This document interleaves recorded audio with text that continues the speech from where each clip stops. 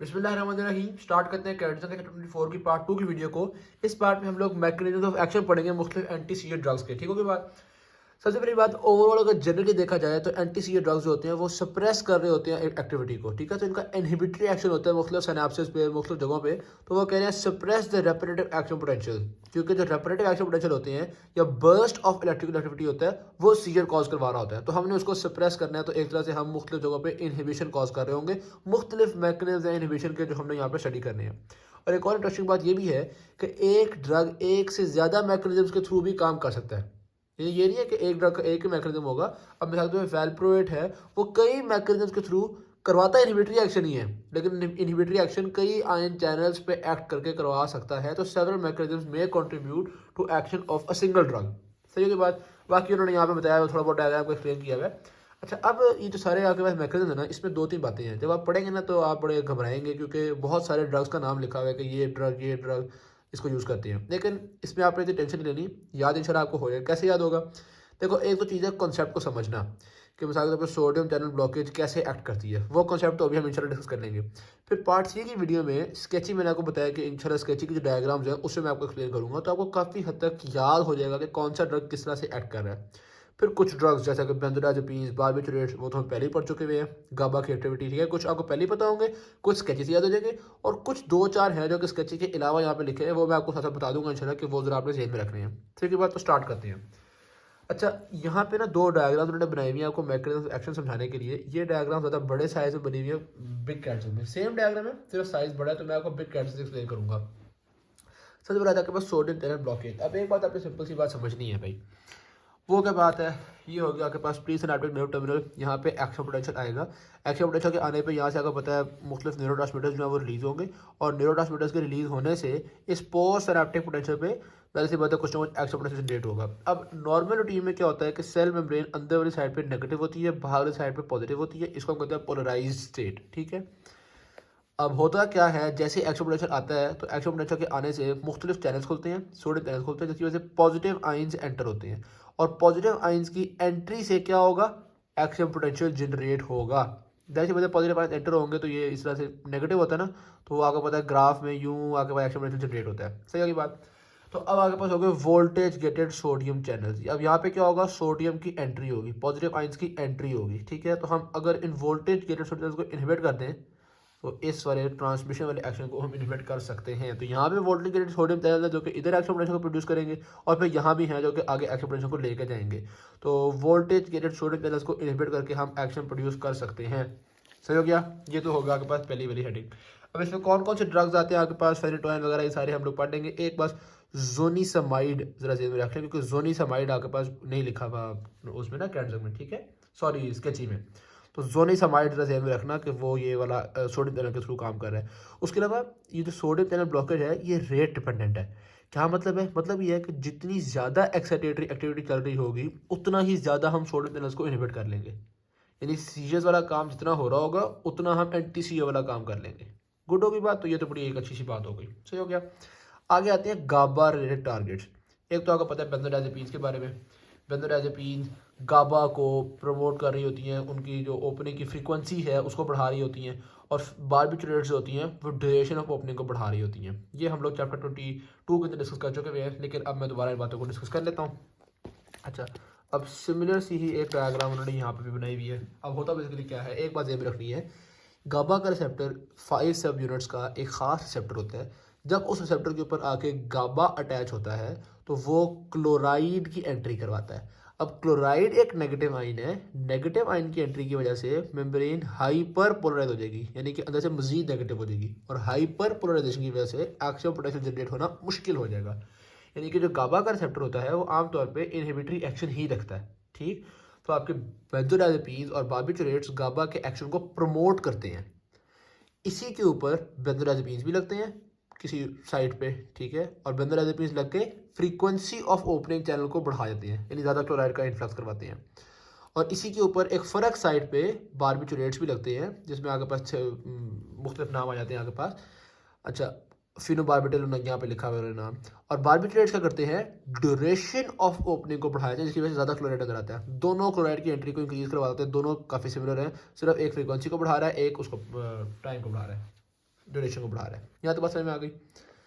अच्छा अब मज़ीद देखो, ये आपके पास गाबा रिलीज़ हो रहा है, ठीक है, ये सारा आपके पास गाबा मौजूद है। अब ये जो गाबा है ये वापस अंदर भी जाता होगा, कुछ ट्रांसपोर्टर है, ये देखो GAT, ये जो ट्रांसपोर्टर है गाबा का, ये इसको वापस अंदर लेके जाता है, सही है, यहाँ भी ट्रांसपोर्टर वापस अंदर लेके जा रहा है। अब हम ये चाहते हैं कि गाबा, चूँकि गाबा इनहिबिटरी एक्शन कर रहा था, तो हम कहते हैं यार गाबा शाबाश तुम इनहिबिटरी एक्शन करते रहो, तो गाबा को अंदर ले जाने वालों को हम इनहिबिट कर देते हैं, इससे भी गाबा का इनहिबिटरी एक्शन बढ़ जाता है, यानी इस ट्रांसपोर्टर को इनहिबिट करते हैं, जैसे कि टियागाबाइन इनहिबिट करता है। सही होगी बात। वेरी सिमिलरली जब ये अंदर चला जाता है तो ये आपके पास कुछ इंजाइम्स होते हैं जो कि गाबा को, ये इसको गाबा ट्रांसमिनेज कहते हैं, ये गाबा को मेटाबोलाइज करते हैं, ठीक है, गाबा टी लिखा हुआ है, यहाँ भी गाबा टी लिखा हुआ है। तो हम जब चूँकि गाबा अच्छा बच्चा है, गाबा इनहिबिशन कर रहा है, एंटी सीजर एक्शन होता है गाबा का, तो हम गाबा के एक्शन को बढ़ाने के लिए गाबा को मेटाबोलाइज करने वाले एंजाइम को भी ख़त्म करते हैं कि चलो तू भी काम ना कर। तो ये एक और मैकेनिज्म एक्शन है, इस मैकेनिज्म एक्शन के थ्रू हमारे पास विगाबैट्रिन काम कर रहा होता है। सही की बात। तो आप देख रहे हो गाबा चूँकि अच्छा बच्चा है, गाबा इनहिबिटरी एक्शन रखता है, तो गाबा के रिसेप्टर्स पे लग के हमने एक्ट किया, GABA A receptors, GABA B receptor को भी पढ़ते हैं वैसे, पर गाबा के रिसेप्टर पे लग के बेंजोडाइज़ेपीन ने काम किया, गाबा के रिसेप्टर पे लग के बारबिटूरेट्स ने काम किया, गाबा के वापस जाने को इनहिबिट करता है हमारे पास टियागाबाइन, और गाबा के मेटाबॉलिज्म को इनहिबिट करता है हमारे पास विगाबैट्रिन। एक और बात ये भी है, ये एक तो होते हैं ना गाबा ए रिसेप्टर्स जो क्लोराइड का इन्फ्लक्स करवाते हैं, एक और होते हैं गाबा बी रिसेप्टर्स, जब इन पे आगे गाबा लगता है ना तो ये पोटेशियम का ई फ्लक्स करवाते हैं। सही बात। तो ये भी हाइपर पोलराइजेशन ही कॉज करवाएंगे।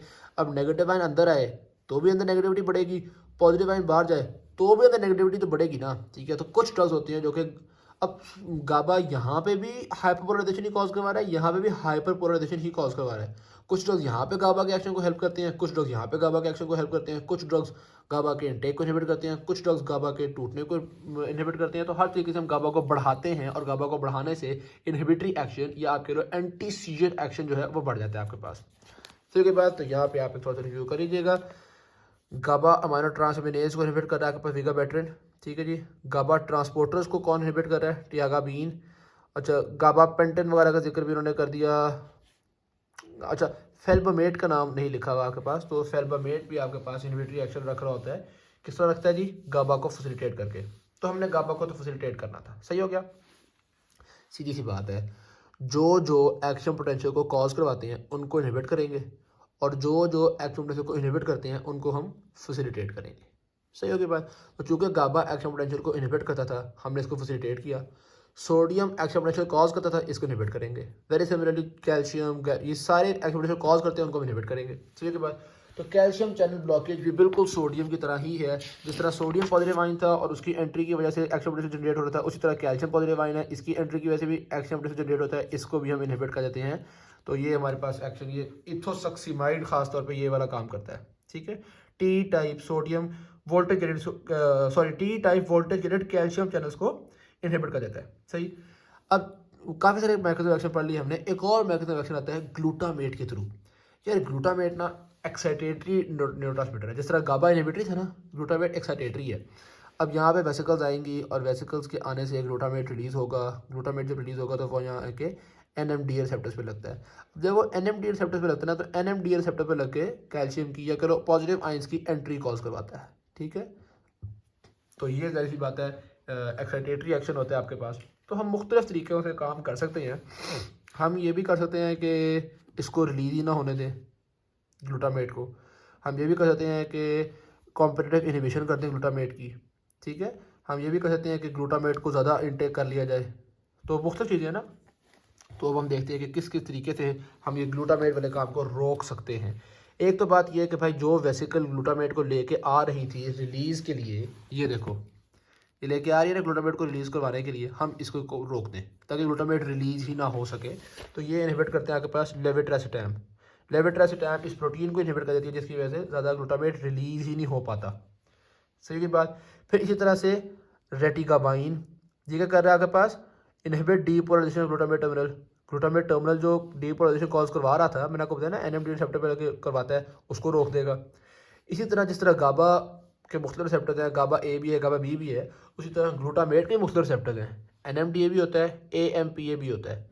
तो पेराम्पेनिल AMPA रिसेप्टर को इनहिबिट करता है, वो यहाँ पे काम नहीं करने देता नॉन कॉम्पिटिटिव इनहिबिशन के थ्रू। अच्छा याद करना बड़ा आसान है, देखो AMPA रिसेप्टर है ना, पेराम्पेनिल का नाम में AMPA आ रहा है, समझ रहे हो, PAR के बाद AMPA आता है ना, तो आपको याद होगा पेराम्पेनिल AMPA रिसेप्टर को एंटागोनाइज कर रहा है, ठीक है।